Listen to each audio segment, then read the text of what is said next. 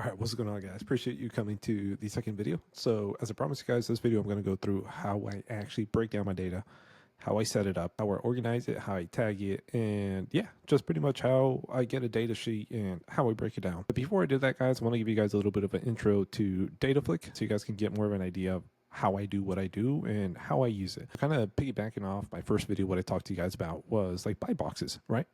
And why I like DataFlick compared to like prop streams, batch leads, all of that, because it gives you a lot of things that you need right off the bat that you're not taking guess. And one of the most important ones is areas, market knowledge, right? I'll tell you guys, you have to know what area is good, where do you want to market to, and where do you want to avoid. So the reason I do like DataFlick is because you can come in here and they have this. So this is DataFlick software, and you can tell right away.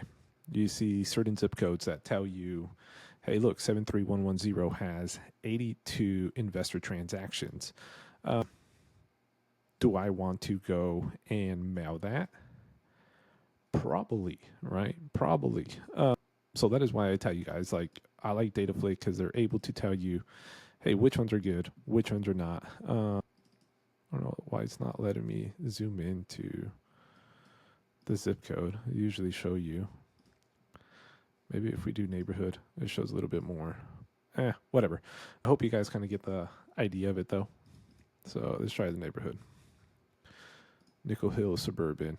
Okay, cool. So this neighborhood right here has had 23 investor sales in the last 9 months. So is that a good area? Probably. So that's probably somewhere that I want to mail to. And if you guys are local here at OKC, you know the village is extremely hot. So again, I'm not going to be trying to go mail people that haven't had any investor transactions in the last whatever, right? They have a whole bunch. There's people that have zero. I'm not trying to go mail those people. It's not going to make sense. Same for like the zip codes. I'm not going to try to go and mail the people that have zero transactions. You can see a whole bunch of zip codes. I'm going to avoid those. So again, kind of going back to like the importance of data and knowing your market, DataFlick can actually give you that knowledge without having to know the actual market in itself and have higher chances of actually making money on the people you mail. So that's DataFlick, guys. I hope that kind of answers a couple of your questions. But jumping right into it, I'm going to show you guys what these lists look like. So here's one. DataFlick gives you 2 different lists when you sign up. So they're going to give you 3. If you do direct mail, you get 3 different lists. First, it's going to be your direct mail list. So this is a list that you're going to be mailing. They send it to you specifically based off your buy box, right? Your criteria, what do you want, and how many people that you want on your list. They'll send you that. The second list they're going to send you is just called the DataFlick buy box list. So not everybody is going to make it onto that direct mail list. So then they give you this whole big list of 26,000 people. And then the third list they're going to give you is just called the master list, where they give you everybody in Oklahoma County. That list is probably 40,000 people. But we go back to, again, not saying that it's not worth mailing or even just marketing to the other 14,000 people. It's just that you would want to prioritize your hottest people first, right? And that's how we kind of figure that out, guys. As you can tell right here, this has investor scores, right? And what the investor score tells me is who has the highest motivation. So the investor score with DataFlick is actually based off a couple of things. It's based off location, so just like those zip codes and neighborhoods that you saw. And it's based on data points. So, or they call it distressor count. You come here and you can tell that some people are tax delinquent, vacant, absentee, senior, whatever, right? So that is when I tell you guys why it's so important to use premium data providers, is because I rather let them tell me who's more likely to sell than me trying to figure it out. Not saying that you can't go out. You absolutely can, right? And if you speak with Corey at REA Print Mail, he'll actually tell you what kind of buy boxes you can use on like PropStream. Hey, go find people that have owned the house for more than 20 years. Those are probably senior homeowners, right? Have a lot of equity. Higher likely chance of them sell, or you go pull a vacant list or out-of-state owner or whatever the case may be. You can definitely do that, but to me, guys, it's just been so much easier using the information that's given for me and then building off of that. So unfortunately, I already did my direct mail list that they gave me, so I'm just going to be doing it based off the buyer list that we have, or the buy box list. So I hope you guys can get some value at this and kind of follow along. I will try my best to explain as much as possible, But let's kind of get into it, guys. So first things I always like to do when I'm looking at my data, you kind of see me do it earlier. It's just I go to format, autofit column, just so I can see all the data. And then the next thing I'm going to do is come to sort and filter, and I'm going to filter out so I can get these drop down menus. So really, I like to come here and I organize everything by investor score. Cool. So then what I'm going to do is I'm just going to clean up everything I don't need. Now, I'm not going to go over this, guys. I kind of just know what I'm looking for already, what I don't need, just because I don't want a whole bunch of data that I don't need. It's just causing a distraction. So I'll delete that. I'll delete that. I'll delete that. Delete that. I don't need that. Don't need that. I don't need this. Don't need this. The stressor count, we can leave that. Don't need this, don't need this. Okay, cool. So once I go there, now what I'm gonna do on my second thing is I'm gonna come look at the cities that they have here. And like I said before, when they send you 3 different types of lists, they send you your direct mail list, they send you your buy box list for that county, and then they send you the master list. So this is the buy box list, guys, so it kind of already has a lot of it cleaned out for me. Let me try to bring up an example of the master list of what they call it, and you can kind of see the difference. So when you pull up a master list from DataFlick, you can now see when I come here and I pull up cities, this has way much more cities than the buy box. That's because they're just giving me all the cities, or the cities that I wanted for my buy box list, and then they give you the master list that just has everything. So let's just pretend that I was using the master list to clean it up. Guys, there's all these cities I'm probably not going to mark it in, right? So I'm going to just click the ones that I want. So if I was in here, I do Bethany, I do Del City, Edmond, I don't do Hera, I don't do Jones, I don't do Luther, I'll do Midwest, I'll do Moore, don't do Newalla, I'll do Nickel Hills, don't do Nakoma Park, Oklahoma City, War Acres. Sometimes we do Spencer, so you can click it or not click it, but that's where your buy box first starts is, okay, what cities do you want your data in?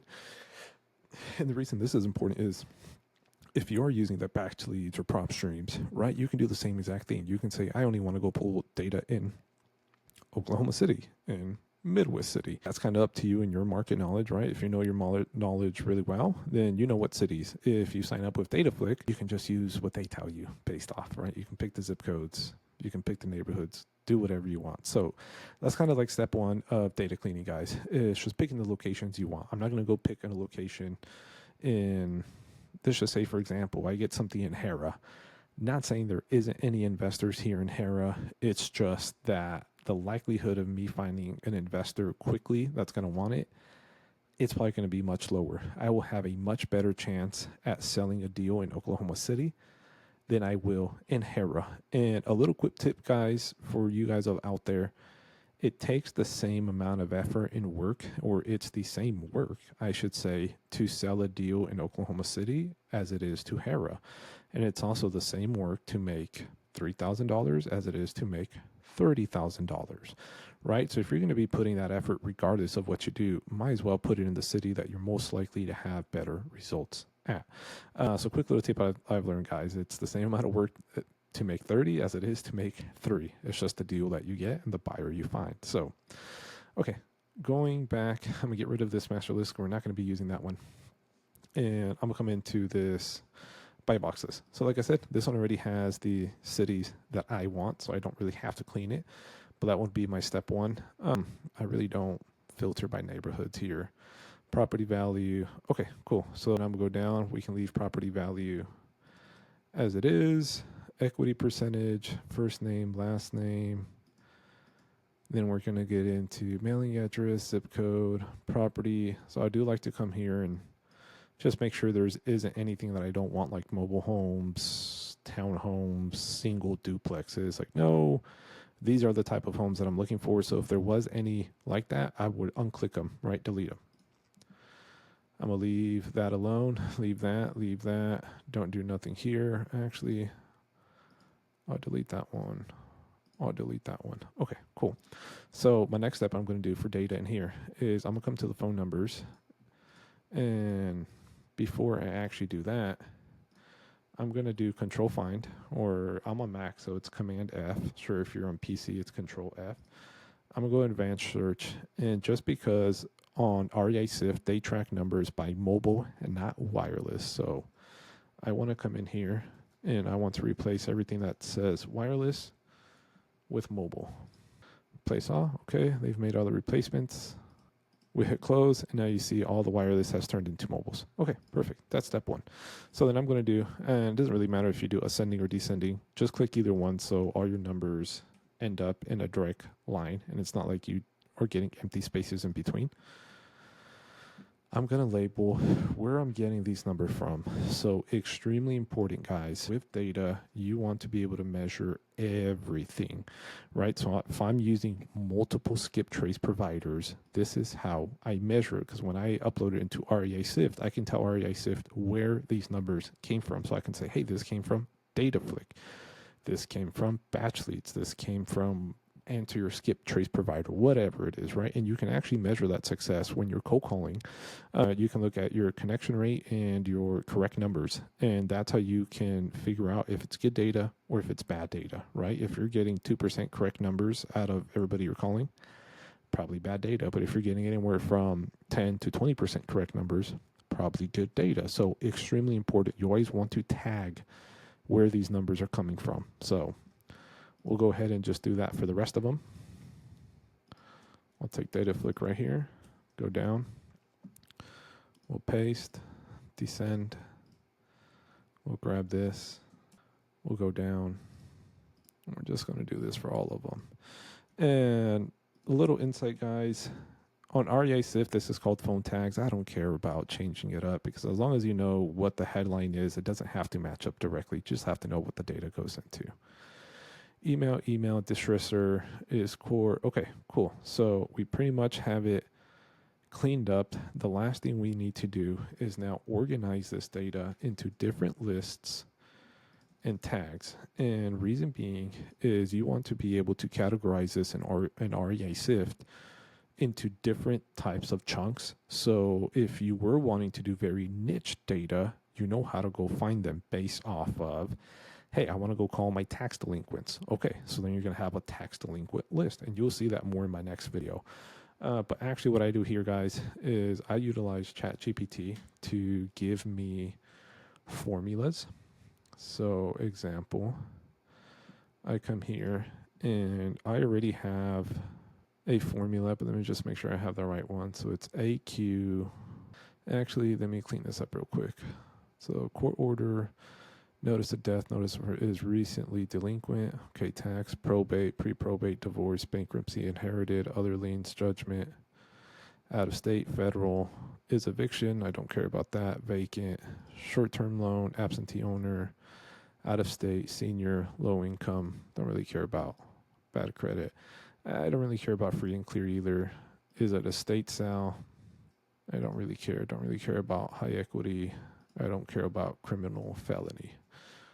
Okay, so now I'm going to go in AQ through BM. And AQ through BM. But just so you can say, this is what I told ChatGPT. Create a formula that would take the data from columns A, P to B and put them into a column BK. Make sure it's separated by columns. And then it's going to give you this little formula. But so I'm going to just say, update the formula to use these columns now. Okay, take it. Actually, I did something wrong. Text join.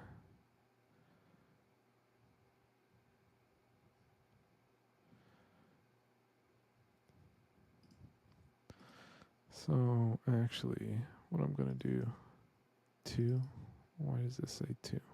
Okay, so we're actually going to change this to what we said, which is AQ to BM. So right here where it says AP2, we'll just do AQ to BM. You see it highlights the ones I'm looking for. And now you're going to see it's going to pull this into my list, right? So it said senior homeowners. It looks will pop up senior homeowners. So now one more thing I'm going to do, guys, just because I like to save my time, BN. come here. I just want to go to the very bottom of my list. So that is Control Shift arrow down, or Command Shift if you are on Mac. I'm going to come to BN. I'm going to just put end. And so that way when I do that little command, it takes me here and all the way down the page. I'll come back up. I'm going to copy this, Control Shift down. And now you see it adds all of this in to my list. So when I upload this into REI Sift, it's actually going to categorize them by the list, just like that. And then the other ones I like to do is I actually like to track the investor score right here. So same idea. You go use a formula that shows you right here. So I believe I'm going to use investor score right here. And you can see right here, okay, now let's make a formula that will take the data and words investor score before column B out. Make sure it's on A. Yep. So now you see it's going to make a tag of investor score 87.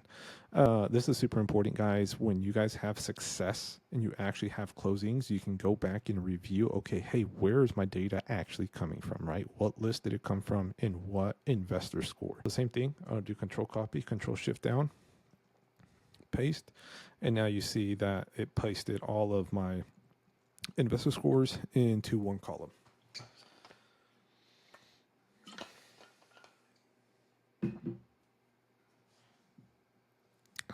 So we got that.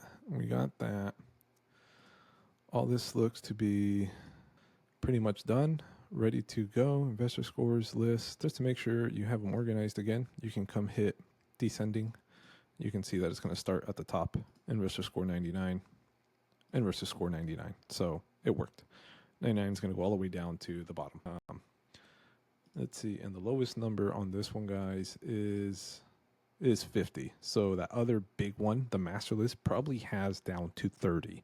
But they only, on your buy box, they only give you 50 and above because that's traditionally the highest motivated. So I hope this helped, guys. This is how I prepare my Excel sheets before I go upload into REI Sift and to batch leads. So on the next video, I'll be showing you guys how I upload it into REI Sift, how I manage it in there, and how I use my filters to then track down each one. So with that being said, guys, that is the end of this video. This video is just supposed to be for me showing you how I break down my Excel list. I hope this helps. I hope you're able to follow along.